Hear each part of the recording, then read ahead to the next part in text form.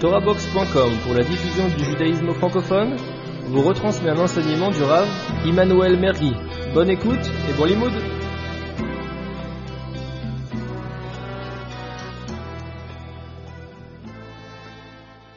Alors, sans plus tarder, on va essayer de parler de la simcha, la joie.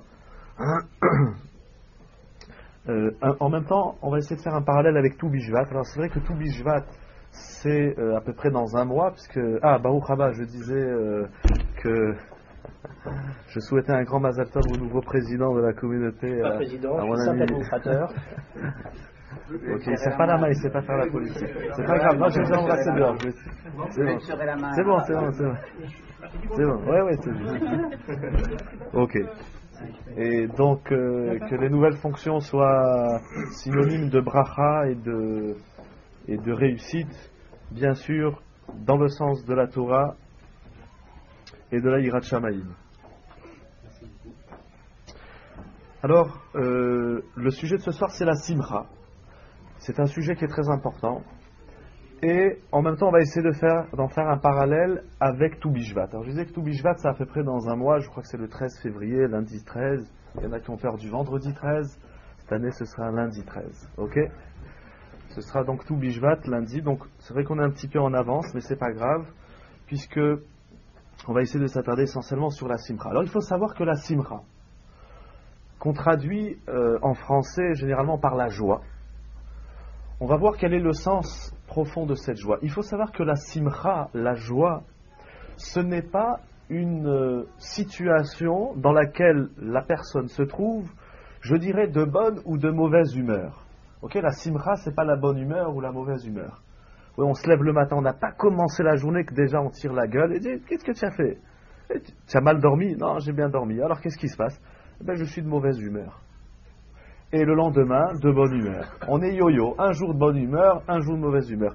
Qu'est-ce qui s'est passé pour qu'on soit de bonne humeur et de mauvaise humeur? Alors la simcha, ce n'est pas de la bonne ou de la mauvaise humeur. C'est-à-dire que la simcha, ce n'est pas une émotion passive. Je suis heureux. Pourquoi tu ris? Pourquoi tu es content? Comme ça. Et pourquoi tu n'es pas content? Comme ça aussi.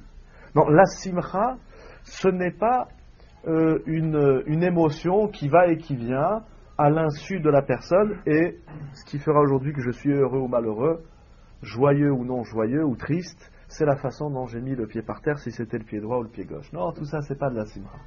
Tout ça c'est pas de la simcha. La simcha, le passouk bien connu dit Ivdu et Hashem besimcha. On s'attardera par la suite un petit peu sur ce verset, sur ce passouk dans Teilim, les psaumes. Vous savez, David Ameler parle longuement de la simcha. Il parle beaucoup dans les Teilim, il faut lire les Teilim. Il parle beaucoup de la simcha. On ramènera quelques versets que tout le monde connaît, j'en suis sûr. Alors, la première chose qu'on apprend, c'est Ivdu et Hashem besimcha. Servir l'Éternel dans la joie. La première chose qu'on apprend, c'est que la simcha, c'est une avoda. La simcha, c'est le résultat d'un effort, c'est le résultat d'un travail. C'est pas je suis heureux ou je suis malheureux. Il va falloir fournir un effort, il va falloir travailler pour être besimcha. Un juif, ça doit être besimcha. Et comment on fait quand on est malheureux? Alors la halacha tolère la tristesse uniquement dans le cas extrême de la vie, c'est-à-dire lorsqu'il y a un décès. Alors là c'est clair, il y a des halachot bien précises. Des fois, les gens sont dans l'année du deuil, ou dans des périodes de deuil. Non, tu ne peux pas participer à un mariage, tu ne peux pas participer à une quelconque simcha. C'est la seule tristesse que la halacha accepte. Mais sinon, d'ordinaire, un juif, il doit être tout le temps heureux. Ivdu et Hashem besimcha. On va voir comment est-ce qu'on arrive à cette simcha. Qu'est-ce que ça veut dire la simcha? Comment est-ce qu'on y accède? Comment est-ce qu'on y arrive? Alors, avant de revenir sur la simcha, on va parler un petit peu de Tou Bishvat. Qu'est-ce qu'il y a de particulier à Tou Bishvat? Alors aujourd'hui, Tou Bishvat, c'est la fête des fruits. On achète beaucoup de fruits, essentiellement les fruits d'Eretz Israël, les 7 fruits d'Eretz Israël. Et autour de ces fruits, on récite des bénédictions, on récite des brachot. Alors, il faut savoir que Tou Bishvat trouve sa référence dans la Mishnah, la première Mishnah du traité Rosh Hashanah. Et déjà, c'est bien de savoir qu'il y a une discussion entre les deux grandes écoles du Talmud, c'est-à-dire Beth Hillel et Beth Shammai. Est-ce que ce qu'on appelle Tou Bishvat, vous savez que ça veut dire tout? Tetvav, le 15. Ok, c'est pas tout Bishvat, ok? Tout c'est le tête et le vav, c'est donc le 15 Shevat. Donc il y a une discussion, ça c'est l'opinion de Beth Hillel, on sait que la halakha elle est comme lui, mais selon Beth Shammai, ce qu'on appelle nous tout Bishvat, selon Beth Shammai, ça serait le premier Shevat, le premier du mois de Shevat. Alors je vais essayer de dire très succinctement en quoi ça consiste. Vous savez que lorsque un juif il a une récolte, donc il a de sa récolte il a récolté ses fruits, ses légumes, ses céréales, etc. De cela il devra prélever ce qu'on appelle les troumot et les maasrot. Troumot et maaserot, ce sont donc des prélèvements qu'on appelle les prélèvements, la dîme, etc. Une partie qu'on donne aux Kohen, une partie qu'on donne aux Lévi, une partie qu'on donne aux pauvres, une partie qu'on mange à Yerushalayim. Ça fait à peu près tous les prélèvements donc on a prélevé de sa récolte, on arrive à peu près autour des 22%. Hein, je crois qu'on n'est pas loin du 19% de la TVA et des impôts. Mais donc dans la Torah, si j'ai récolté 100 kilos de pommes de terre, je donne d'abord 2% au Kohen, ensuite du restant 10% au Lévi, et du restant 10%,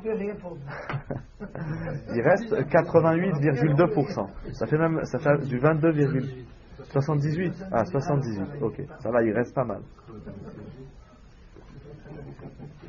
Ok. Donc, mais seulement il faut savoir que concernant les troumot, les prélèvements et la dîme et les maasrot, quels que soient les maaserot, il faut savoir qu'il y a des dates. C'est-à-dire, les fruits qui ont poussé avant une certaine date font partie de la récolte précédente, et les fruits qui ont poussé après cette même date, ils font partie du compte de l'année prochaine. Enfin, donc du compte qui vient après cette date. Et donc, notamment pour les arbres, c'est-à-dire les fruits de l'arbre, la date fixée, c'est le 15 Shevat.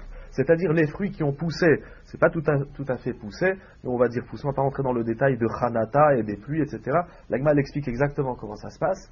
Mais les fruits qui ont commencé à mûrir avant le 15 Shevat, ils font partie du compte de l'année précédente. Et ceux qui vont commencer à mûrir après le 15 Shevat, ils feront partie du compte. Vous demanderez au trésorier qui vous explique comment on fait les comptes, ok? Voilà. Ça, c'est ce qu'on appelle la loi de Tou Bishvat.